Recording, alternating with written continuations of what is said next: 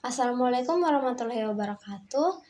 Saya Anggi Novita dan teman saya Alfahri akan menjelaskan materi ANOVA 2 Adapun yang pertama, pengertian ANOVA 2 ANOVA 2 adalah metode statistik yang digunakan untuk mengetahui pengaruh dua faktor, variabel bebas, terhadap satu variabel terikat secara simultan.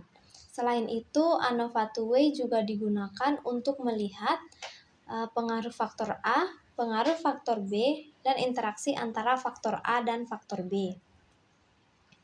Lalu ada tujuan. ANOVA 2 bertujuan untuk menjawab pertanyaan apakah faktor A berpengaruh terhadap variabel terikat, apakah faktor B berpengaruh terhadap variabel terikat, dan apakah ada interaksi antara faktor A dan faktor B. Selanjutnya ada syarat. Sebelum menggunakan ANOVA 2, data harus memenuhi syarat berikut. Data berdistribusi normal. Data pada setiap kombinasi perlakuan harus berdistribusi normal. Yang kedua ada homogenitas varians. Varians antara kelompok harus sama atau homogen.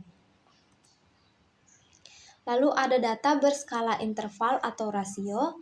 Variabel terikat harus berupa data numerik. Contohnya seperti nilai, berat badan, waktu, dan skor.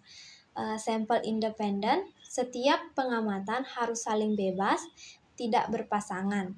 Satu responden hanya masuk ke satu kelompok. Selanjutnya yang terakhir ada faktor bersifat kategorik. Faktor A dan B berupa kategori. Contohnya metode, jenis kelamin, kelas, dan perlakuan. Lalu ada contoh variabel. Misalnya faktor A, metode pembelajaran online tatap muka. Faktor B, jenis kelamin, laki-laki perempuan. Variabel terikat, nilai ujian. ANOVA 2 digunakan untuk melihat apakah metode pembelajaran mempengaruhi nilai, jenis kelamin mempengaruhi nilai, dan pengaruh metode pembelajaran berbeda pada laki-laki dan perempuan. Selanjutnya model umum. Adapun model umum ANOVA 2 secara sistematis, model ANOVA 2 ditulis sebagai Y sub IJK sama dengan mu tambah alpha sub I tambah beta sub J tambah alpha beta sub IJ dan tambah epsilon sub IJK. Adapun untuk keterangannya, Y sub IJK adalah nilai pengamatan, mu adalah rata-rata keseluruhan, alpha sub I merupakan pengaruh faktor A ke I, beta sub J merupakan pengaruh faktor B ke J, alpha beta sub IJK adalah pengaruh interaksi faktor A dan B, epsilon sub IJK adalah galat atau error. Selanjutnya ada hipotesis. Yang pertama hipotesis faktor A. H0 tidak ada pengaruh faktor A. H1 ada pengaruh faktor A. Hipotesis faktor B. H0 tidak ada pengaruh faktor B. H1 ada pengaruh faktor B. Hipotesis interaksi, H0 tidak ada interaksi antara faktor A dan B.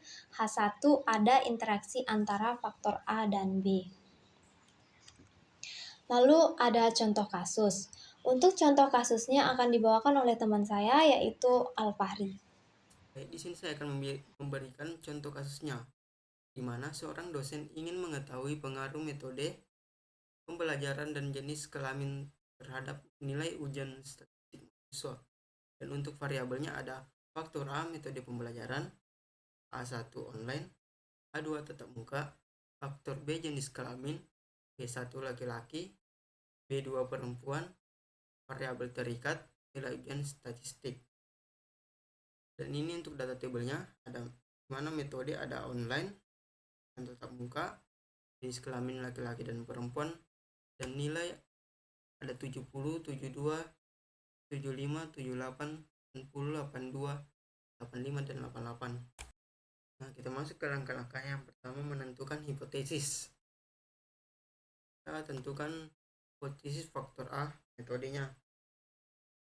Mana A0, A0A tidak ada pengaruh metode pembelajaran terhadap nilai. A1A ada pengaruh metode pembelajaran terhadap nilai.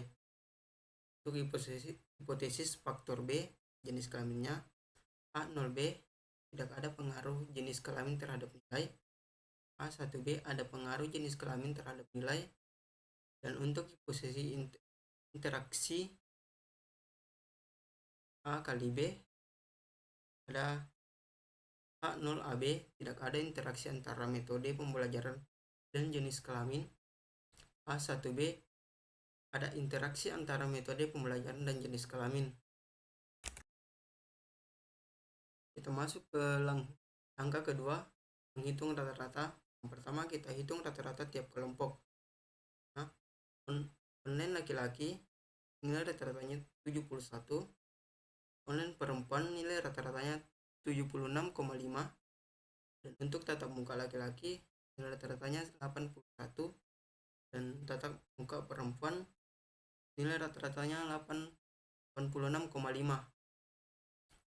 Yang kedua, kita hitung rata-rata faktor A, di mana 71 itu diambil dari rata-rata online laki-laki, dan untuk 76,5 dari online perempuan.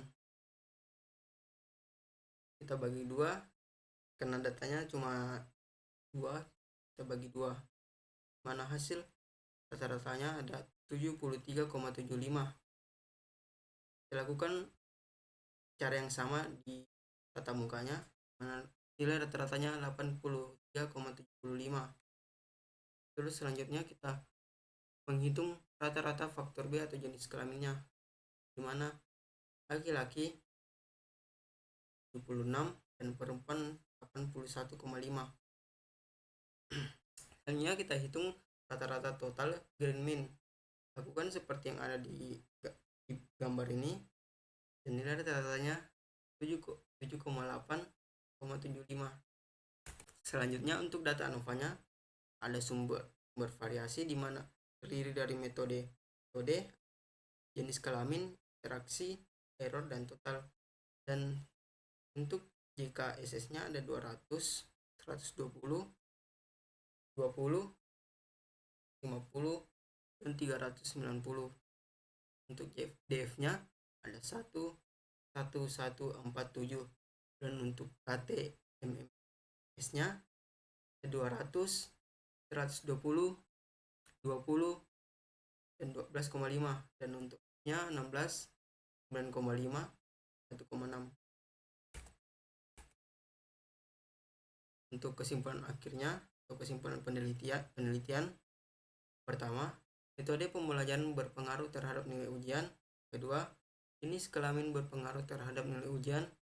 Yang ketiga, tidak terdapat interaksi antara metode pembelajaran dan jenis kelamin. Kesimpulannya, ANOVA two-way adalah teknik analisis statistik untuk mengetahui pengaruh dua faktor dan interaksinya terhadap satu variabel terikat dengan syarat data berdistribusi normal, variasi homogen, data numerik, dan sampel independen. Mungkin saja materi dari kami. Assalamualaikum warahmatullahi wabarakatuh.